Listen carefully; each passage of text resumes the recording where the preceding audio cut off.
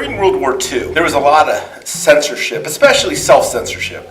The government and newspapers, radio, no TV quite yet, really the whole country was supposed to be geared to the war. There's certain things that happened and yet said in newspapers, radio, etc. One of the things here in Jacksonville, we had German POWs that landed off Ponte Vedra Beach. The German spies were captured, and nobody, unless you had a need to know, knew about that in Jacksonville. Another one, the USS Gulf America, right off Jack's Beach where the pier is, one night in 1942 exploded. A German U-boat blew it up and was not readily read about in newspapers. German U-boats were off the coast of all over America, and yet the newspapers, though the reporters may have known about it, did not in much detail write about it. Civilians knew about the war, what was going on in newsreels before movies, FDR's fireside chats, but again, it's censorship. It is what the government feels that the civilians need to know, and what the government felt would push the war effort, get people to believe that we're going to win, and yet understand the sacrifice that needs to be made. Different from the Gulf War or even Vietnam, that everybody, young and old, needed to be part of the war. At the beginning of World War II, we were losing, and losing badly. It looked like the Allies, including America, was going to lose World War II. So kids were supposed to, and the elderly were supposed to plant victory gardens, and Boy Scouts collected recycled goods, rubber, metals, etc. Supposed to buy war bonds to support the war. Schools held war bond drives to buy, airplanes and tanks and such. If you were, 18, 19, 20, 20-year-old man, you're supposed to go into the military. Even women join the military as wax and waves, and all part of the, you're expected to do your part to win the war. Cartoons, movies, all about winning the war and how the Germans were bad, the Japanese were bad, we're on the good side, good versus evil. And this propaganda really worked to get people on board to fight this war. You would get a ration book, and you had never buy ration goods without a ration stamp, never pay more than the legal price, where the people were supposed to buy less, have fewer parties, buy less food, and you bought with money plus the ration stamps, and always sacrifice fun, going to restaurants for the greater good, which is to win World War II for the United States. They were expected to enlist. If you were drafted, you were expected to go.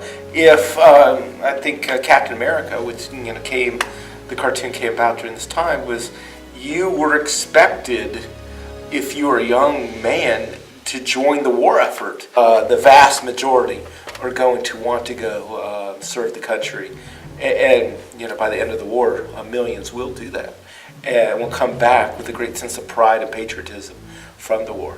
In Germany, they were expected, and they had the draft going on. A group of, Nazi Boy Scouts called the Hitler Youth that were involved in the final fight in the Battle of Berlin. Germany, as the Allies close in, everybody is being forced to join the army, even though they have no clue what they're doing.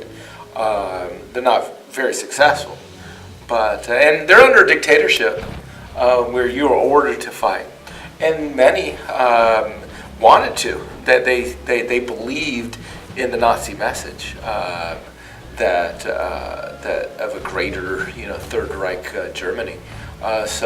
Just for different reasons, that many Germans will volunteer to fight for their country, for their government, for the same different ideals that America does, where you are expected to fight, for the German army. Not the vast majority of people in the German army were not Nazi. Now, some of them were, the SS especially, were of course, horrible people. But a lot of the German army were just, people that, okay, that my home is being invaded and they're fighting. Others fought because they believe in the Nazi message, they believed in Hitler.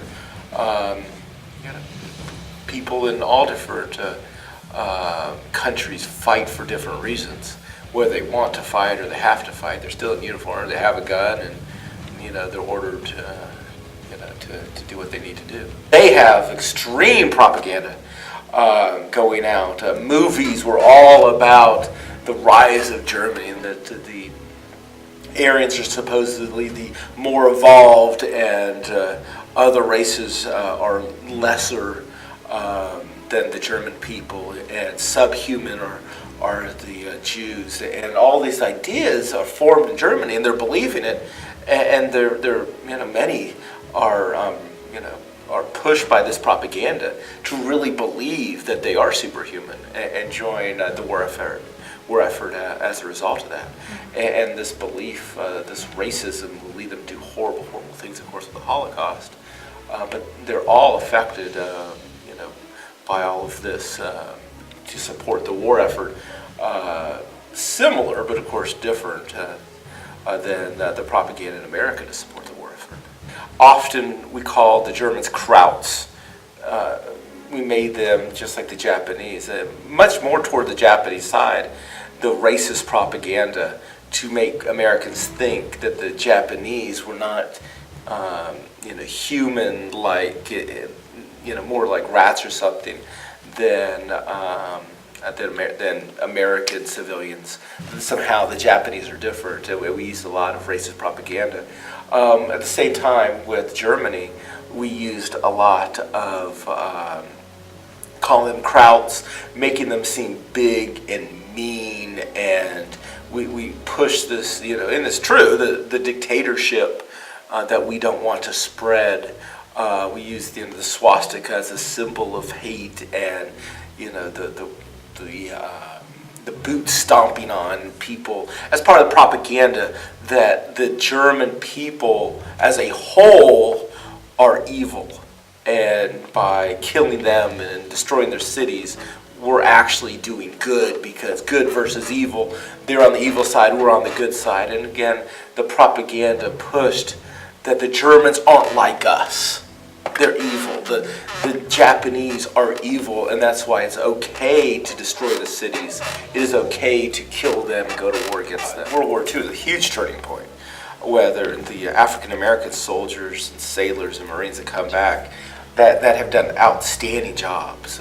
Jesse Owens, who becomes an American hero, and African American heroes come back and they are treated with racism, especially in the South, and segregation, as second-class citizens. And Americans remember the racism of Nazi Germany, and we're treating, sadly, and many of the same ideas that, like eugenics, that the Nazi Germany taught that gave rise to Hitler. Well, we're teaching those same things in the schools in the South. Tennessee, including Florida, North Carolina, is all teaching eugenics. And we start thinking, it's like, we don't want to be like Hitler. We don't want to be racist like the Japanese or racist like the Nazis. And northern whites start thinking we can be a better country. African Americans say, we have earned rights.